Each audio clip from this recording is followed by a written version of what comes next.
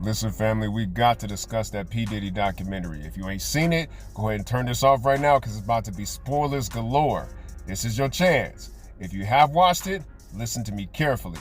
There are two major life lessons that we got to talk about because if we miss them, we're missing the higher purpose of why this has to even be discussed. First life lesson, beware the dark domino effect. Look at how we all could start this villain arc origin story of P. Diddy at the murder of his father, Pretty Boy Melvin Combs. Pretty Boy Melvin, Frank Lucas's henchman, gets knocked off for a message to be sent to Frank Lucas from the Gambino crime family. This alters Diddy's timeline for the sins of the father to be cascaded down to the son, and we got it going for at least 2 generations beyond Melvin Combs. When Diddy ended up shooting the dude G in the bathroom, he did it with his sons. How Christian Combs and Justin Combs is all caught up in the activities of their father. Diddy's getting beat by his mom, and he has this void inside of him that wants to be filled with power.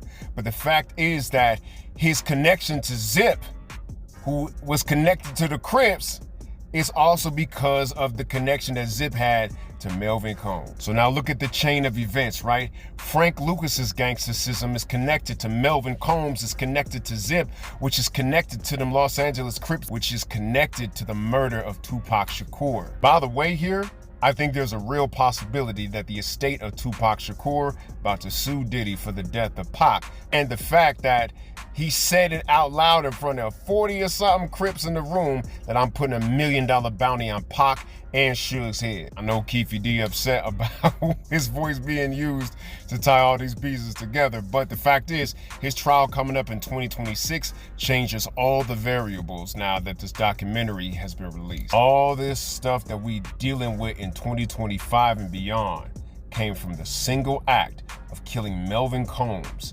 in 1972. All of this stuff is bringing to light a real dark underworld that is connected to our community, right? Street stuff is darkness, and it all runs on fear, which brings me to my second life lesson. Fear is a finite resource. Be careful if you use it for power. Fear is a finite resource. Why? Because fear is a kind of pressure, and pressure always changes, right?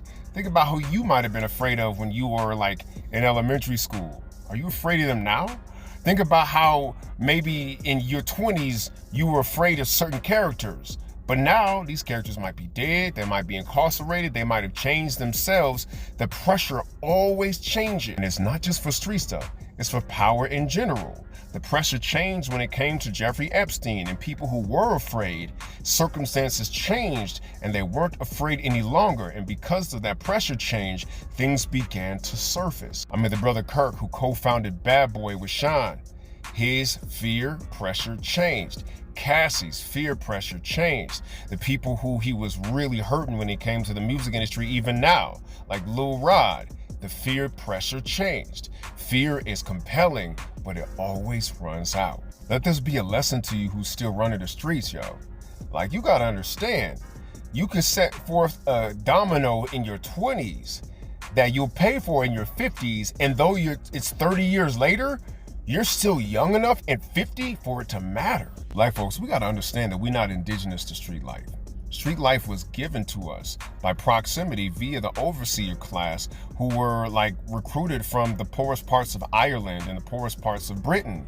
So when you look at pimping, hustling, gangbanging, all of it has its roots over in Europe. When you look at the societies that we built indigenously, whether it is in Americas or Africa, when we had large urban centers, we didn't have the poverty. Poverty is not our cultural creation.